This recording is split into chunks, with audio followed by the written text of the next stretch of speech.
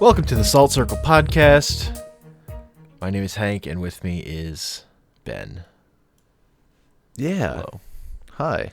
I got immediately distracted by realizing that all of my audio is coming through the wrong channel in VoiceMeter.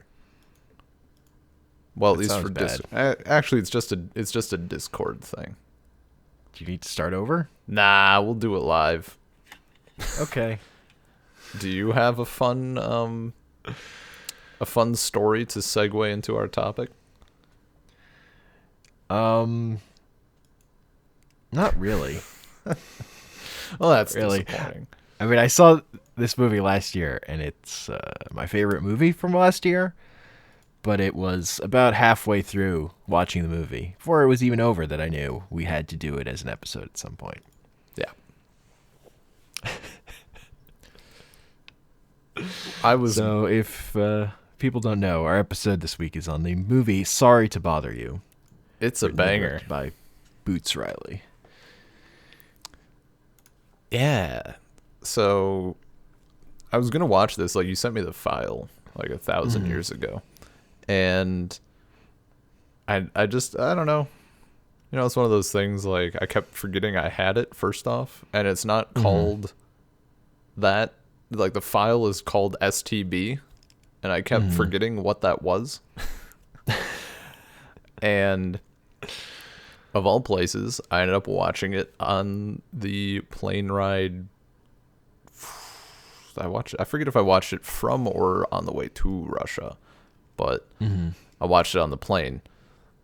I was not expecting stuff. Yeah, man. I had like no idea what to actually expect. Like, I knew. I don't think I'd even looked it up at all. I just had like your sort of like back of the box quip, like, a guy becomes a telemarketer and has to use his white person voice. And that was like all I knew. Yeah. And I'm like, this sounds like a good premise. Yeah, it's that's the thing. It's hard to tell someone why this movie is great because you don't want to spoil it for them. It's like trying to tell him why Phantom Thread is great. Yeah, sure.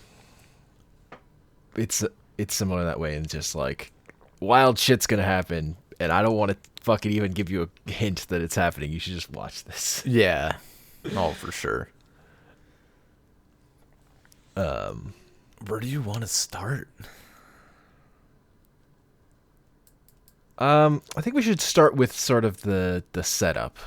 Setup or to the or are we doing, what's our setup? Like, are we doing our little spoiler free kind of review thing? Sure, really let's do a little briefly? spoiler. We kind of already have a spoiler little free bit, but chat. yeah. It's hard. Yeah. So our main character is Cassius Green. People call him Cash because Cash is green. Get it? Hey. And he's got his girlfriend Detroit, and Cassius Green is played by Lakeith Stanfield, and Detroit's played by Tessa Thompson. And Cash is living in his uncle's garage. His uncle is played by Terry Crews, but also This is great. Cassius is 4 months behind on his rent, but he's got a new job as a telemarketer. And we see his interview where he lies about his work experience, and then the guy's like, "Look, this is fucking telemarketing. I don't give a shit Yeah. that you lied about all this. I'll hire fucking anyone if they can read." And the big branding thing on that is stick to the script. Like stits, they put like a vowel in it when they say it, but it's STTS. Stick to the script. And the first kind of hint that this movie is going to be good is the visuals. So whenever he's making a call, his desk basically drops out and into the home of whoever he's talking to. Yeah, It's a little that visual fucking thing. not even like just smashing into someone's home. like during Yeah, dinner. like the first time it happens, like his like computer monitor like wobbles and he like something falls off his desk. He's just very startled. Yeah. It's like it seems like it's actually happening to him to like represent the startling feeling of calling someone and then talking to them. Mm-hmm.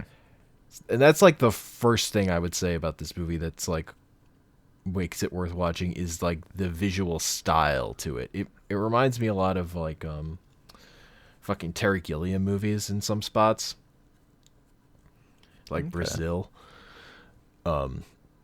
They're just like, and there's like a scene where when he's first starting to make marketing calls and it's going badly, and in the background, you see into a window where a copy machine is just going fucking wild. People are trying to use it, like it's just like spewing papers everywhere, and they're just like, this movie's just got a lot of cool visual things throughout it. Mm-hmm. It's like basically the sign that this is a more interesting movie than just its premise, even. Yeah. See, And that was kind of the thing that stood out from the trailer, was just how fucking good it looked. Because this was a movie where I saw the trailer first, and I was just like Gotcha. immediately in love based on how it looked. Mm-hmm. I think well, I mean, obviously, like, the huge themes are like capitalism and Yeah, so I like guess. the other big part is there's another one of his coworkers, Squeeze, played by Stephen Yin, is basically starting to work to organize a union for the employees at Regal View, which is the telemarketing place, because they only work on commission, so Yeah. and it's a crappy job, so they're not getting enough money to live on, as many crappy jobs are want. And Well, the director Boots Riley is pretty that was a big part of his wanting to make the movie, and because he worked as a telemarketer at some point in his life. That makes sense. That part of the movie is based on his real life experience, and he's super pro union. mm-hmm. In the interviews I've seen with him. See, the thing that like, I mean, when you start the movie, like visuals aside, it's fairly normal, like stuff's just kind of happening. The thing that kind of points to it, like, well, not even points, kind of like the worry-free corporation or whatever. So, like, kind of the backdrop to this is there's worry, and I forget what the exact deal is. They, like, specifically, that you like live there. It's like jail. Basically, it's slavery. It's slavery, but it's lifetime labor contracts. So it's basically, we'll provide you food and board, and you have a job for your rest of your life. You don't have to worry. It's worry free. Yeah. And like the additional to this is like so one of the running gags to the bit is television, and there are 3 TV shows. The news, there's I got the shit kicked out of me or whatever. Yeah. Which is the most popular show, where someone is just literally getting the shit kicked out of them. And then there's like their NTV, which is their MTV equivalent, which is their reality show where it's people who live in worry free, and they're clearly like crammed into bunk beds. Yeah. And just like complete no freedom. It's basically prison. But they're all super stoked and excited. It's like those MTV Cribs, but Oh my, yeah.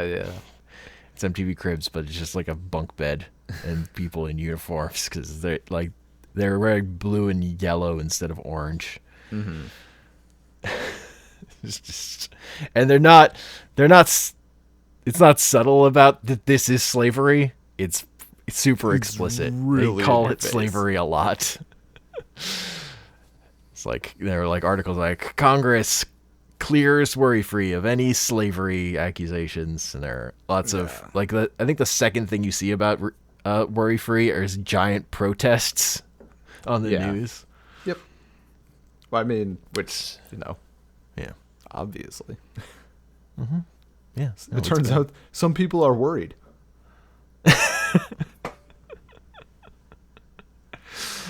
And the other thing I'll say about this movie, just generally for what it give an idea about, it, is the thing Boots Riley said in an interview I listened to. There was a podcast. It was from the Big Picture Show with Sean Fennessy on Channel 33, which is part of The Ringer, which is a media site.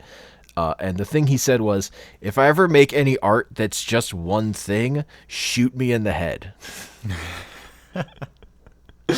He is a big proponent of, you know, your thing can be many different things. So this is definitely, it's not, there's no one thing this movie is. It's doing a lot. Mm-hmm. It's doing a lot. Yeah. So it's not just about the white voice thing. It's not just about unions or anything, but it's just got all these different elements. So eventually the thing that kind of turns Cassius's path around is one of his coworkers, played by Danny Glover, tells him how if he wants to actually make money in this job, he's got to use his white voice. And to really hit it with the white voices, it's just someone else doing the voiceover. So for Cassius, you got David Cross doing his white voice, and then for a character we meet later, Patton Oswalt does it. Yeah, it's fucking great. It's so good. Yeah, and like the explanation, it's like the white voice isn't who white people are; it's who they wish they could be. It's about being someone who's like has no, again, who is worry free, who has no cares, he's not worried about their paycheck, who's never been fired. You're like, you don't need this sale. I don't need your money. Yeah. That's like the idea behind the airs you're putting on, being confident and whatnot. And I just love all the corporate shit. Like the corporate speak is so, it's all the like the social parody stuff in this movie. I just feel like it hits. Mm-hmm. It's pretty on. No, it's incredibly solid. Yeah. Cassius becomes an internet meme at one point. I'll let that out there. That's pretty good. That. Mm-hmm. Yeah, without getting too much into spoilers, I think that's enough of the plot that I want to go into here. It's sort of, so the main driving force then becomes this union organization at Worry Fruit at Regal View, and then Cassius gets promoted, becomes a power caller, as they throw around all the time to try and get people to work harder. Yeah. But Cassius actually gets promoted and gets deeper and more involved with worry-free stuff. Yeah. Yeah. Yeah, that seems like a... Yeah, so I love this movie. What did you think, Ben? I really enjoyed it. Yeah. It's been a little soon for me to, like, I skimmed through it again, but it's been a little soon for me to do like a full rewatch, just because it's been like a month. Yeah. I'd love to watch it again, not on an airplane. Yeah. Like, shitty audio jacks, small screen. Want that full effect. But no, it was very good. And yeah, not knowing anything about it, it made it better, I guess. Like, I just had no fucking clue, so everything was just wild. Yeah. Like every even things that are like not even that, it's like it's not necessarily a wow moment, but it was for me. I mean, again, like, as someone who goes to the movies a lot, and so I've seen trailers for most movies I've seen. Like, the shit that happens in this movie is not in the trailer. Like, this was one of the big surprise. Like considering how wild the shit that happens, I'm impressed at the restraint at holding that shit back. Yeah, dude. I'm not sure it helped the movies, like, in terms of people talking about it as much. Mm-hmm. Like, I mean, the movie made money, but it made like $16 or $18 million according to this on like a $3.2 million budget, and this movie should be like the biggest movie in the world. So, yeah. I mean, yeah, it's very good, but mhm. I can't talk about too much without getting to spoilers. So So we might as well just go there. yeah, let's do it. Let's do Yeah. it. There's So there's so much shit. There's so much crazy shit. It goes 0 to a there's 100. there's so much shit. So basically, Cash gets promoted. He becomes a power caller, and it turns out their biggest client is Worry Free. So as he puts it, so I'm here to sell slave labor. Yup. Oh, you're quick on the uptake. Yeah, Basically. like labor and like our like munitions, like weapons and shit, like Yeah. massive, like not just like when the new pistols are the like fucking missiles and whatever, like Yeah. to countries. There's a scene where he's talking to Danny Glover, and like about power callers, and he's like, "Well, so it's like how do they make money at this?" Danny Glover's like, "You're selling the shit we're selling. You're not making anything, but you're selling what they're selling." And he's like, "So it's like apples and oranges." He's like, "Apples and genocide." uh, I so like see that was even the first surprise. I really yeah. and keep in mind at this point, like I still thought this movie was going to be pretty grounded, Uh-huh. and I'm like, power caller sounds like a thing that like, and I think the characters discuss this at one point too. That like it's not even real. It's just like a the carrot they dangle in front of you to keep you going, and nobody ever Yeah. fucking gets it. Mm-hmm. Or they say you're a power caller. They move you upstairs, and it's like the same shit or whatever. Yeah, So when he or gets there, it's like it's the there's like a gold elevator Yeah. where like a voice talks about how fucking sexually virile you are. That's so good. But yeah, Oh, man. that it fucking it's a thing. It's a really big thing. Yeah. That's great. And he's like apprehensive until they show him how much money he's been making. He's like, "Whoa, where do I sign?" I mean, yeah, dude, that's in like I understand that concept so perfectly cuz like at that point, well, not really at that point, but a little later, obviously like he's doing this shit to make a bunch of money. But meanwhile, his friends are protesting the telemarketing company. Yeah. I feel like for a large majority of people, probably, myself included, I would absolutely be part of that protest. Unless I was the one signing to make a shitload of money. Like, I get where he's coming from so much. Like, what if Squeeze was the one making that cash? Squeeze is pretty dedicated to his. I don't know, as man. someone who literally just moves around starting unions. Everybody has a price, though. Yeah. Up to a point. Yeah. I don't know. I just I understood that No, though. Like that Yeah, disconnect. and like the like impetus of like his uncle's about to lose his house. Yeah. And is like thinking of joining Worry Free. Oh like, god. Yeah. Like that's fucking brutal. So up to a point I'm with him, and then up to a point I'm not. Basically. Yeah. Like he definitely goes too far, but you're not wrong in that. Like if you have an opportunity to make money. Like, and that's the scene where you finally see Detroit's art, I feel like is the counter to that. Because she is totally in on the protest and stuff, but her art is, she has her own white voice and is in the fucking bullshit art world. Yeah. And that's its own thing. So he's working more for Worry Free. This estranges relationship with his girlfriend, Detroit. They end up breaking up. And eventually he gets invited to a party at the house of Steve Lift, the owner of Worry Free, played by Arnie Hammer. And so this has some good racism jokes. Oh my god. Basically, he just really wants him to rap. Yes, there's a shot of all the rich white people sitting on one side, like in a semicircle around one side of the room, and Cassius is sitting on the floor in front of them. And the first they're like asking him for stories until it just devolves into Army Heresy. You can rap. I know you can rap. And then them just shouting rap, and they're all just screaming rap at him. He's like, yeah. Dude, that was oh my god.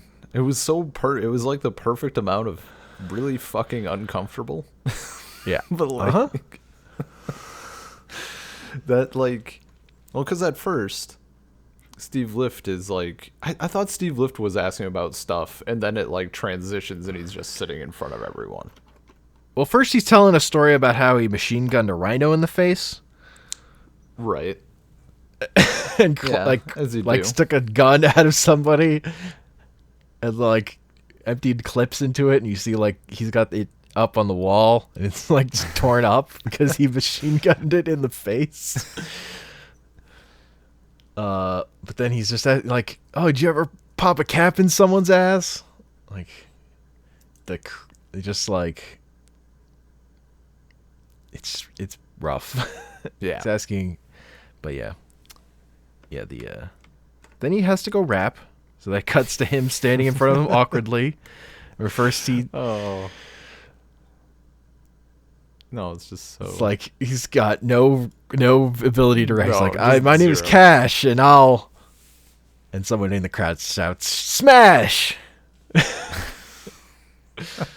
And then he starts saying something I can't fully repeat because it's the N-word, but like with an and then shit. And he just says that over and over again. Yep. And then everyone's singing along. All the white people are singing along. And it's perfect and terrible. Perfect and terrible. It's real. It's sad accurate because to the world. Like, yeah, no, that's like it's pretty. That's why it makes you feel gross a little bit. Yeah, no, it's bad. And then you get a scene of Cassius sitting in a room by himself, crying, as like softly, while around him is an orgy happening. There's people just fucking. Man, you know what? I feel like that wasn't in my version. Oh man, did you get the clean version? Because this movie is raunchy as fuck. I mean, okay, the rap thing, that was full on. Mm-hmm. I don't recall an orgy. Well, it's basically like people on the sides of the hallway fucking as okay. The other power caller whose name always gets censored. Yeah. Like when they say his name, it's just beep. Mm-hmm. It's beeped out. It's played by. He's got like one of those stupid old style mustaches that go back into your head, and he's got an eye patch. Yeah. His white voice is Patton Oswalt, and he comes in and like talks to Cash in his regular voice, which is the only time you ever hear him do that, telling him that Steve Lift wants to see him. So he gives him He basically gives him instructions to go down to some hallways. Yeah. And to clean himself up, and to not do the thing where you fuck it up. Yeah. So then. So the orgy is just like people on the sides of the whatever. Yeah. It's okay. There are people having sex there. It's not really an orgy, but it's like okay, just maybe people fucking. All right, that was probably there then. You know, when orgy brings a very specific picture to mind. Yeah, it's not. It's not like, it's not the perfume orgy. Yeah, like not dealing with that. We're not dealing with that. Okay, that was probably there then. It's just, yeah. So Cash goes down, passes a bunch of different doors with different shades of green. Yep. And he meets Steve Lift, who we then see. So also we introduced Steve Lift as being into cocaine. Like when we introduced to this party with like a really long shot of him doing a line. Yeah. Hilariously in the trailers for the movie, they like put a quote from a critic praising it and had him snort that. That's fucking great, dude. Oh my god. That's fantastic. Um, yeah, so he meets Stevie, as he calls him. And the first thing Stevie does is make him do a line of coke that's in a little circle on a horse plate. Yeah, it's a little decorative plate with a picture of a horse. Swirl. Yeah, it's like a little spiral. A little spiral. So he does the line of coke, and it's like, I need you to watch this video, and I'm gonna make you a proposal. But then Cassius has to pee, and he can't hold it. Steve's like, no, you have to watch this first. It's like, nope, I gotta go pee. It's like, all right. Halfway down the hall, the Jade Door. The Jade Door. So Cassius goes down, and it reminds me of that scene from The Simpsons where Homer had to pee, and he's in Mr. Burns' house, and he walks in all the doors, and that joke ends with, did you find the door correctly? And Homer looks to the side and goes, yeah. So he walks into a door that is green, and it's pretty creepy. It's like green tiled area, like that mint green, like that really shitty, like insane asylum and or middle school green. Yeah. And there's one stall, and he's like, man, and there's someone in it, and from inside the guy's just like, please help me. Oh, it hurts. He's like, fuck did I walk into? Eventually he gets talked into opening the door, and then he opens it, and it's a half horse man who is naked. We're not talking centaurs. We're talking like fucking got a horse head. Yeah. Like a horse dick. That's Equisapiens, they call them. Yeah. So it turns out Steve Lift is turning people into horse people, so that he can have a better labor force. Does he like goes back to the room, right? Like he runs back to Steve or whatever? He like runs out, and then Steve Lift is there with a gun. Right. What is... He's like, I told you to go in the Jade Door. That is the Jade Door. That's the Olive Door. Yeah, right. Okay, I was going to ask like, what shade... It's clearly the Olive Door. I can't remember what shade it actually was. He's like, just calm down. I can explain. You just have to watch the video. Dude, my favorite part of that whole thing is the whole time he's holding that gun. Just like holding it. Oh my god. He's just holding a gun. And Cash is pretty freaked out, as he would be. And he's now pissed himself, so the bathroom problem is solved. Yeah. And then we start watching this video. And I like this bit because I know fucking corporate executives do this kind of bullshit where they're like, make their produced video to hawk their shit. Like, I know NBA players have had to deal with this stuff when they've been like proposed to by teams. Yeah.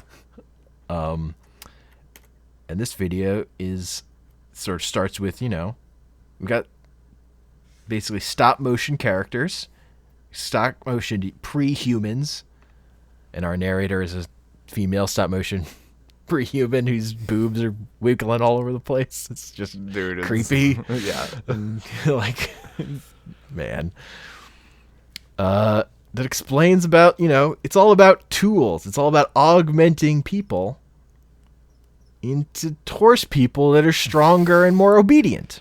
Yeah. So that we can make better profits. Yeah. And so this fucking whole video, it just breaks down to, we're making horse people so that we can make more money. And Steve says, yes, I just didn't want you to think I was crazy. Like I was doing this for no reason. I'm not evil. Just trying to make more money. Yeah. It's just perfect, pitch perfect tone. And they... How fucked up that is. And they really, like, the lead, just that... Yeah, no, it's like a perfect shitty corporate video. Like, yeah. Since the dawn of time, people have used tools to blah, blah, blah, and we're always looking to better ourselves and enhance whatever. This is just another natural step. Turning people into half horses. Like, it's logical. You know how you use a hammer? It's the same thing. Like, it's just, ugh. No, the stop motion is just fucking ridiculous. Yeah. When we first see the horse people, then I was like, all right, we have to do this for the podcast. Yeah. Just it has to be done. Has to be done. Horse people. Fucking horse people.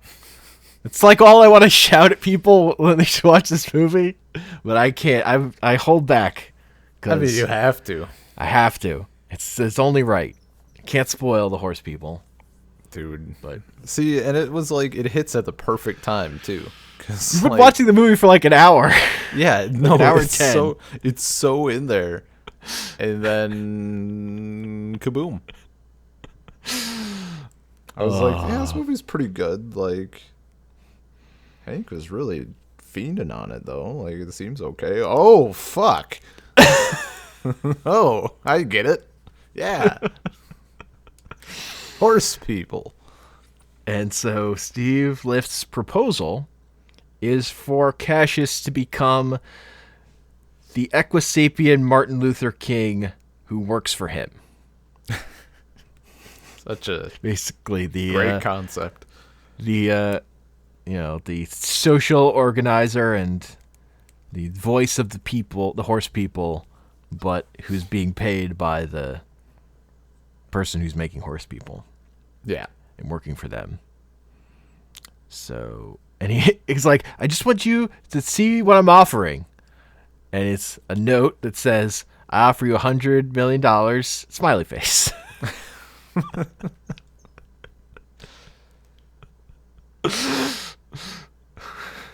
And he's like, you be a horse person, and then we'll change you back after you're done. He's like, short-term contract, only 5 years. Which is weird. And part of this that we've skipped over, they turn people into half horses by having them snort a powder that looks just like cocaine. Yes. So Cassius is pretty freaked out that he had him snort this powder without telling him what it was. So it's like, what the fuck was it? He's like, it's straight Peruvian, man. You're gonna have to be a little more specific. They have horses in Peru, probably. Yeah. Yep. So now Cassius is afraid he's going to turn into a horse person. The best part is when he calls Detroit, who they've broken up, but he calls her just to look at his penis and make sure it's not bigger. That's a big thing Steve Lift is on. It's like, look, you'll get all this money and you'll have a horse penis. Yeah. It's win-win, baby.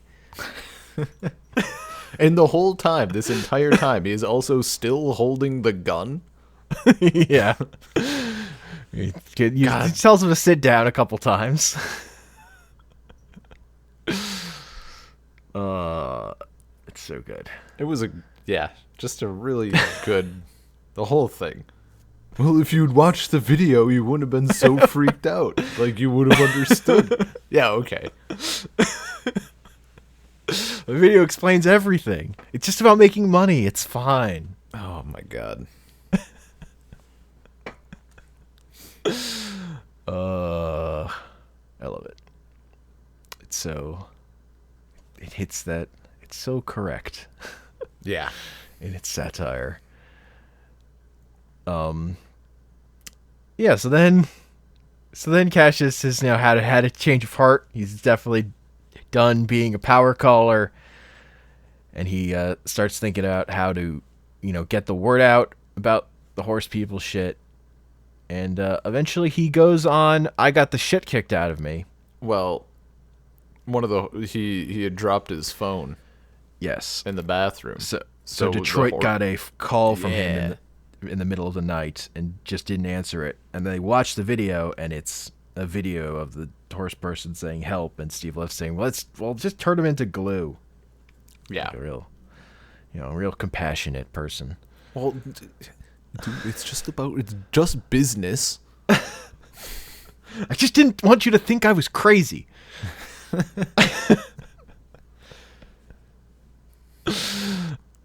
So he's got this video. So he's become a meme at this point because he got hit in the head with a soda can. It was like a full can of soda, dude. Yeah. a cola. So it's Yeah. like, what, shut up, bitch, and have a cola or something? Is the phrase. And then people are all going around buying afro wigs that have a can on them. Yeah. It's a whole thing. So he uses this, and this is the popularity of this internet meme that is what got him the meeting with Steve Lift, basically. It's like, it wasn't really his skills as a telemarketer. Yeah, he's just a well-known face. It's that he was a meme. So then he uses his meme powers to get on I got the shit kicked out of me. And then, but get some degree, he'll be on the show, but they have to show his video. Like, first he tries to call the newspaper, but they don't believe him. Yeah. Well, and even what he's saying, he's like, I got this hot new video. Like, yes, it's even funnier than the old one. Like, he's hyping it up and shit. Yeah. Oh, my other good bit is Tessa Thompson's been part of this, like the Left Eye group that is been like spray painting stuff, like messages, and trying to like work to overthrow stuff, and get ideas out there. And their big thing is they put out a statue of Steve Lift fucking a horse, saying, Yeah. Word free is turning people into horses. And it's like, people were like looking at it going like, I wonder what the artist's message is. And she's standing there, it's like, maybe the artist was being literal. Yeah. Like, maybe Worry Free is actually turning people into horses. And they're like, and fucking them? Also, he's fucking he was fucking the horse. Mm-hmm. Like, that one's also literal. Probably. Yeah, so then Cassius is like doing all the talk shows, talking about how they're turning people into horses, and it's fucked up. Because it's fucked up.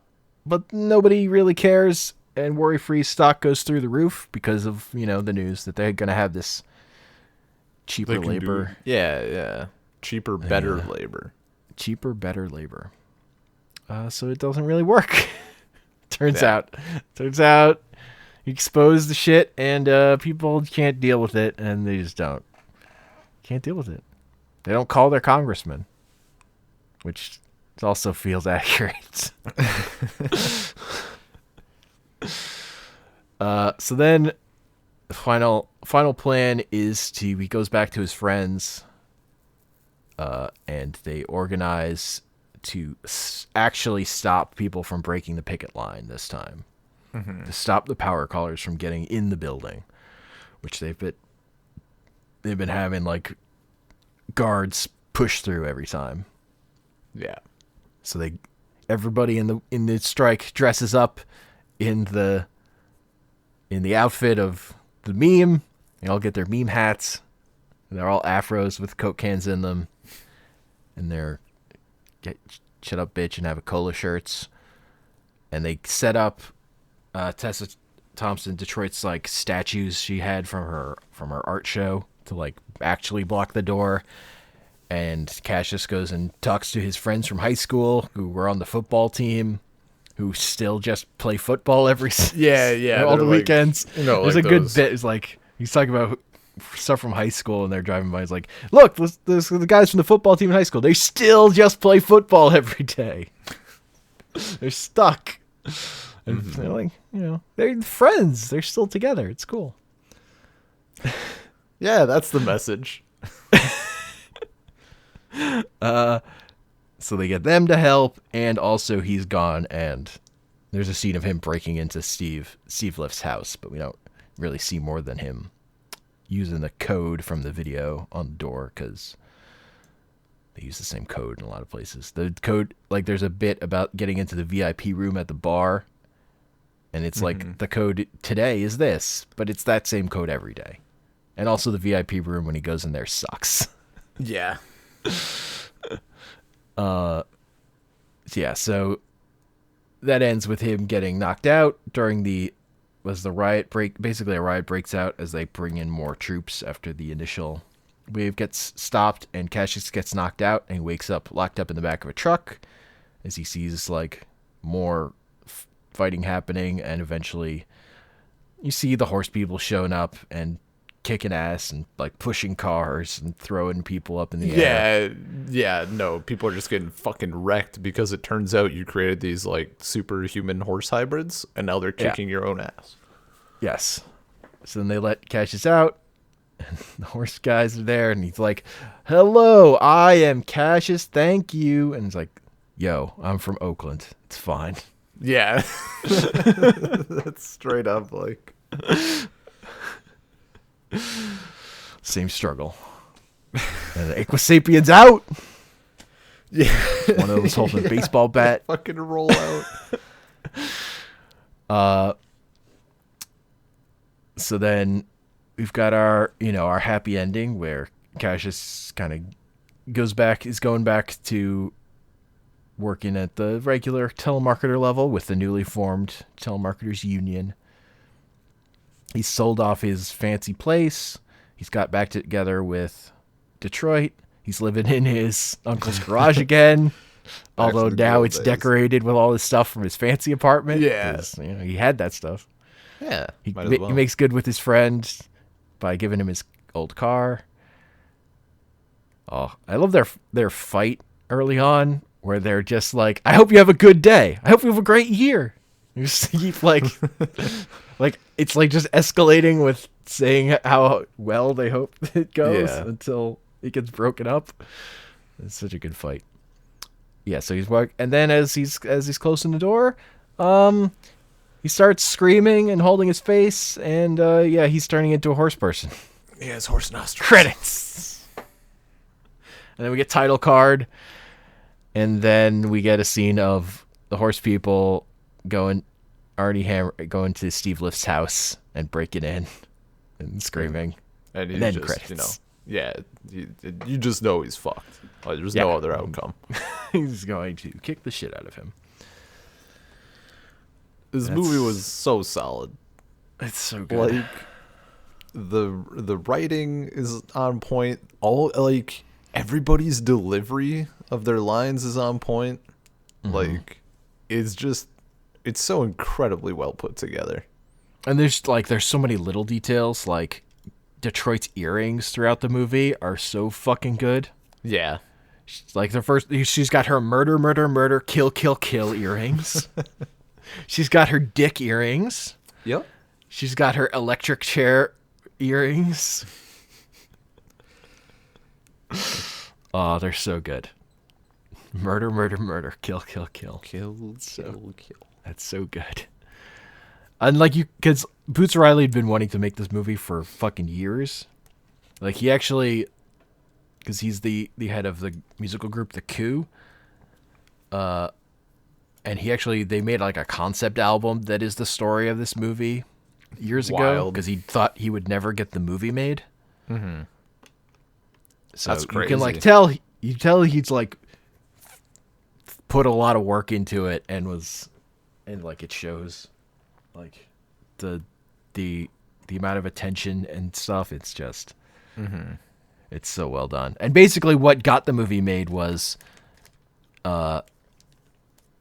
David Cross's assistant read it and liked the script and showed it to David Cross, and then David Cross agreed to make the movie, which got it made, basically. Because that's how Hollywood works. I mean, yeah. It's all about. I mean, that's how a lot of stuff works. It's all about who you know. Yep. And I'm glad this movie was made because it's fucking nuts and it's so good. It's really good. I'm trying, like, I want my parents to watch it. But I know they wouldn't like it after it goes off the rails. Like, I think probably my brother, like Jeremy or some other people.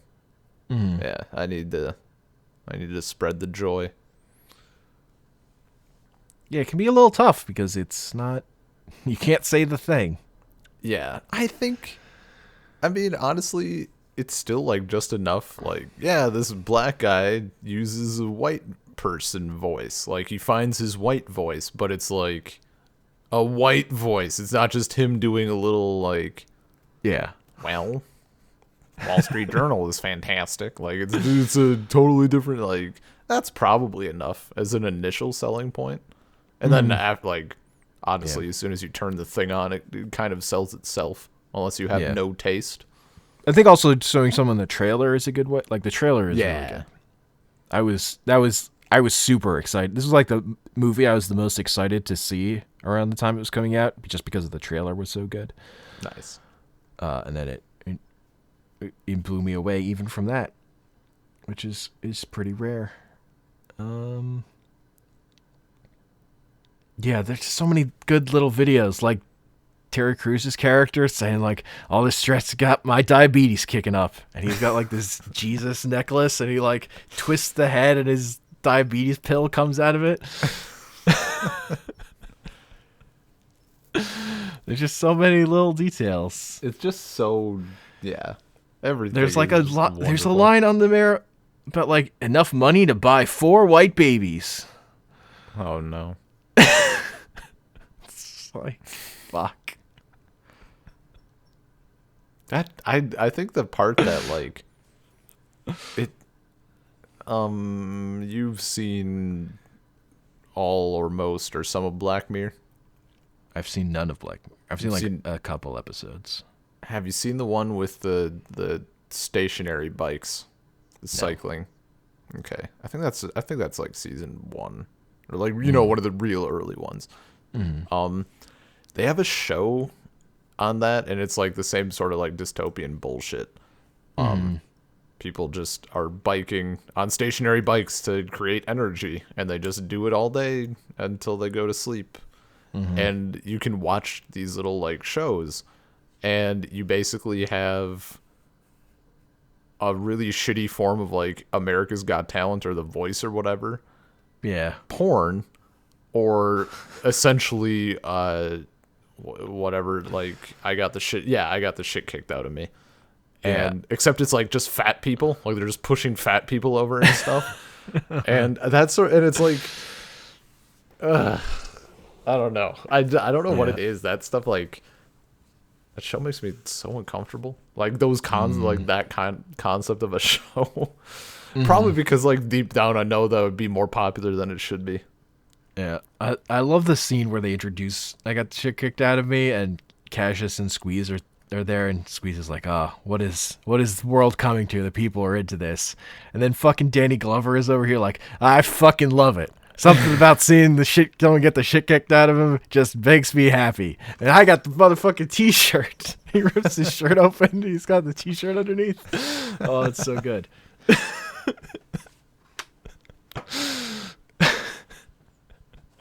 Love it. I love it. It also, like, so the movie this like reminds me of is like a much better version of RoboCop, because it has like the social satire stuff, and a person getting turned into something else themes, but it's just its commentary is so much sharper and more like there are specific things that Boots Riley wants to be talking about here. It's not like, oh, the media is so silly or whatever. Like he's like, if you think of like commentary as firing arrows, his arrows are sharper and he knows what he's aiming at more directly. It's not like he's just making satire. It all has a point. It's just he's got like a lot of points, and there's just a lot going on, and it's fucking wild. It's very wild. It's such a fucking active movie. Yeah. There's just always stuff happening, or there's something interesting in the back. Like, there's just always something going on. I love that Tessa Detroit's job, Tessa Thompson's character, is her first job is a sign spinner. Yeah. And like her signs are like, it just says off, or it says, my favorite one is she's spinning a sign that just says signs. She works at the signs store where they sell signs. Gotta buy them somewhere, dude. Gotta buy them somewhere. And also, so her performance art is her. Oh my god, yeah. Standing with the only she's naked except she's got like gloves covering her boobs and then a glove in a middle finger covering her crotch, and then she recites a little speech from Enter the Dragon, or no, I from a forget what it was it's definitely from. a Motown classic, but and then while people throw batteries, And like uh, discarded electronics, basically, like cell yeah, phones and shit. and gun shells Yeah, and bags of sheep's blood at her yeah, as she recites this one passage over about and her over. tits over and over, louder and louder. As they fucking hit her in the face with cell phones, and she does it in a British accent. She has Yeah. her light white voice, which is Lily James does that. And so Cash doesn't ever find out that this is what her fucking art is till after they've broken up. Yeah. And she's it's like, What's wrong? Yeah, and he like breaks it up. He's like, "What's wrong with you people?" And she like, "You don't get it. Get out of here."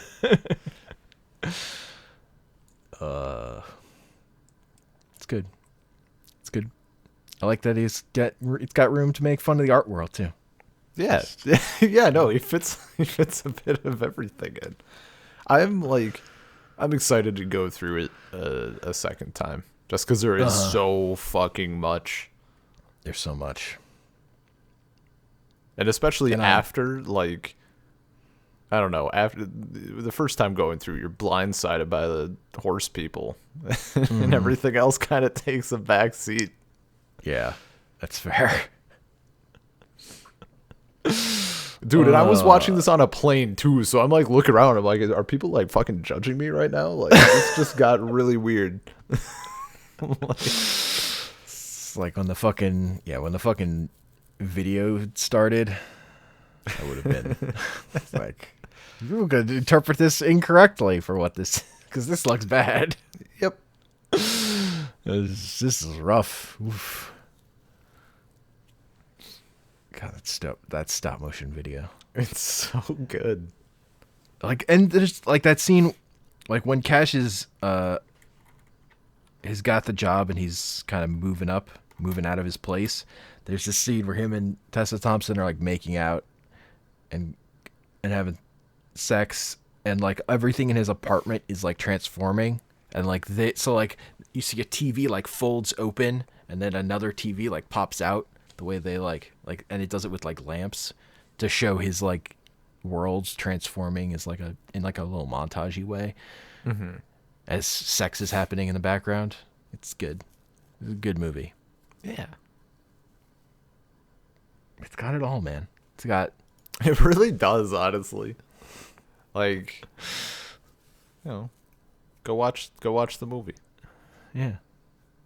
'Cause like it's just fucking crazy, and it's good satire, and it has a point.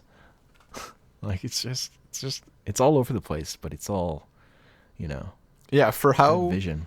that's actually the most impressive part, for like how solid it is and also how much it fucking does. Like, Yeah. it feels like it, when you're talking about it, it almost feels like it shouldn't work at all, but it does. Or like it should be like 5 different movies, but it all feels Yeah. coherently part of the same world because of how it establishes everything. And I love that like effect of say an offhanded thing and then show it as like a real world thing, like the bluntness of certain things. The way it gets, like the football thing. It's just like he's talking about his fucking people he went to high school with who played on the football team all the time. And there they fucking are, right there. Yeah. A bunch of guys in football outfits. It's good. It's a good time. Horse people, man. And they're just walking around with giant horse cocks. That was the thing when I watched the movie the first time, I was really focusing on the horse faces. The second time I watched it, I was You're all about those look at the horse dicks. dicks. Yeah, man. Because I honestly couldn't remember if they were just fucking smooth down there. Not like the first time I saw it, completely was not. Yeah, no, thinking about honestly, it. like I can't picture it. Like you're definitely Yeah, just no. focused on the face. This Yeah, horrible no. horse face. Those, those. They've just got big schlongs hanging out. Whenever you see them, they're there. They made those for this movie, Hell and I yeah. appreciate it. I appreciate like how raunchy this movie is. Does not hold back. This is a movie that does not hold back. Except that one guy's name. They censored that guy's name. Yeah, dude.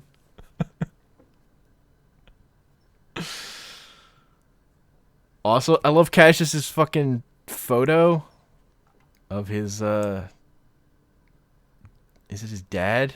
That just like changes throughout the movie based on what's happening. He's Is like it his black and white dad? photo he's always looking at. And like when they're doing the put the phones down, he's got like the hand up. When Cassius is fucking everything out, he's like got his hands. At the end of the movie, he's like jumping up in the air and clicking his heels. Yeah. Also, when Cassius gets rich, it changes from a black and white photo to a color photo.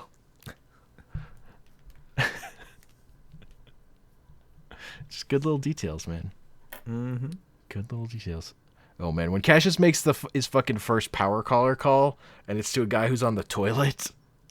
And Yeah, it's just dude. fucking like Keith Stanfield and this dude are just fucking right in front of each other. He like turns the toilet knob for him, the bidet knob for him, I think. Yeah. So good. Yo, So hold up for a good. second. We can edit this out, but I have something in my throat, and it's like destroying me internally. Okay.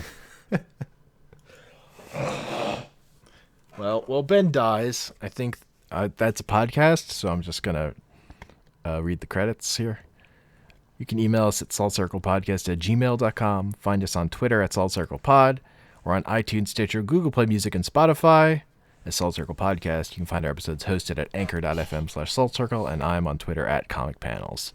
Ben, are you And I'm dead? on Twitter at @bean_LP. I was You here lived. the whole time. I just needed to like fucking like the sound a cat makes when it when it like hacks up a hairball. I basically needed to do. I could feel whatever. I don't even know what it was. My old I cat would could- make the noise wow wow wow wow It was when not she was about that. to have a hairball. It was That's definitely the not noise that she one. made. It was definitely more of It was just like weird. just like a general like. No, my old cat made a fucking I'm like a I can just feel very this strange noise. so close to the top of my throat, and it's hurting. But I know that one good hack, and I'm there. Technically, the sound is still in my Audacity file, so I'm alive though. A cough button? Yeah. It's a button Elaborate. that just you hold it to mute your mic while you cough. I mean, that Classic. sounds like it'd be fucking right up my alley. Yeah. I was tempted to like futz with just the button on my mic and not say anything, but I'm like, what's gonna happen is I'm gonna click the button and it's not gonna go through, and then I'm gonna fucking start hacking. But no, we did it. Yeah, that's podcasts with real production in actual studios. I think they generally have cough buttons. Is one of the ways they handle that stuff. That sounds nice. They also like hire an editor to go through and cut shit out, but Yeah. you know, teach their own. But yeah, that's an episode. Any Yeah. final thoughts, Ben? Final words? Final outros? I don't know about I don't know. It's just real good. It's a very solid film. I enjoyed it. I'm looking forward to the second watch through. It might be one that I have to get on Blu-ray because I want HD access to it whenever I watch Yeah, it. man. HD Horsecock's